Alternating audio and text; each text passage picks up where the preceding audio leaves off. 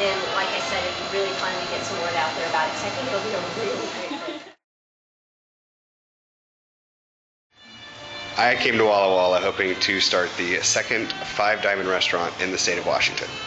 We were hoping to break new ground in Walla Walla, to educate the locals on what fine dining was, and to bring a new level of dining to the flourishing wines of the Walla Walla Valley. Over the last 2.5 years, we've kind of figured and we've kind of learned that Walla Walla needs something different. Walla Walla needs more comfort. Walla Walla is not ready for us. We have more locals in Walla Walla than we do tourists, and we decided that in order to bring Walla Walla what they want, we'd have to change our style. So we have lowered our price points, we have raised our portion sizes, we have probably made it a little easier for people to recognize the food that they're getting. Where before it was art, it was nouveau cuisine, but what we're doing now is we're taking classics, we're taking age-old traditions, and we're bringing them back in a little bit of the style of 26 Bricks, where the presentations, food quality, preparation is still the quality of 26 Bricks as it was in the very beginning, but with a new twist. This is difficult? In the mindset it was. It's been very difficult to step back a little bit, and I'm not going to say step down, because I grew up and I've worked in every aspect of every kitchen, every position, and it wasn't. I think coming out here with a mindset to kind of have our French laundry and now to switch over to something new, it's definitely taken me some time. I've had to come to grips with it, but I'm very happy to serve, what we are serving. I wouldn't be open if I wasn't happy with what I was serving. And we're very excited to see what people's reactions are, and to see what people think about our new 26 Bricks. Now, what took you to Walla Walla in the first place? What took me to Walla Walla? Now it's been over 5-6 years ago, I did an event at South Seattle Community College. It was Seattle chefs, Walla Walla wines. At that dinner I cooked for winemakers like Gary Figgins, Leonetti, Holly Turner of Three Rivers, Roger Carkerline of Bunchgrass, and it was Holly Turner that invited me to come out and do a winemaker dinner at Three Rivers for the spring release weekend in May. And I came out to Walla Walla, had never been to Walla Walla. I do remember when I was 15, 16 years old looking for a college when I was going to graduate, and I remember seeing Walla Walla Community College. And back then I was like, ooh, Walla Walla, Mountain Hood, it sounds great, sounds fun.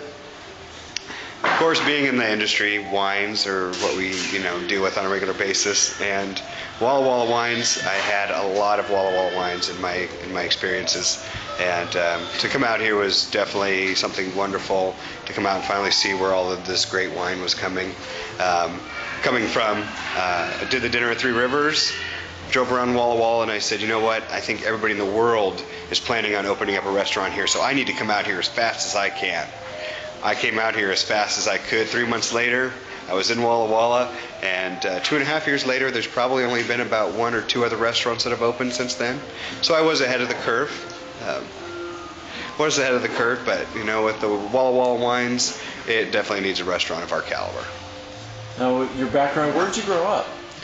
I lived 9 years I was actually born in San Diego. Only lived there for a year of my life.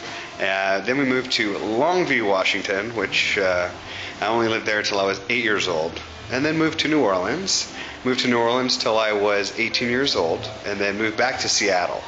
And after Seattle, I traveled to California again, Colorado.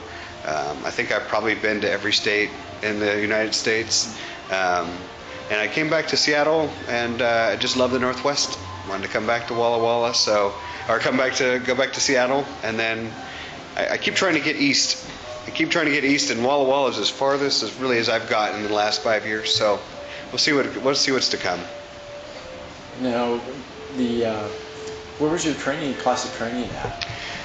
Classic. I'm not sure if we would use the word classic training. When I was 13 years old, worked at the local country club. Learned, I think my first experience, I remember standing on a milk crate cutting finger sandwiches with an electric knife. Before that, actually, when I was 8 or 9 years old, I used to watch Julia Child with my dad. And when I was 9 years old, I wrote a letter to Julia Child telling her I wanted to be a chef. And she wrote me back this big, long letter talking about all the culinary schools I should go to. And I don't think she realized that I was 8 years old. You know, all of the French schools, and talked about I just needed to cook.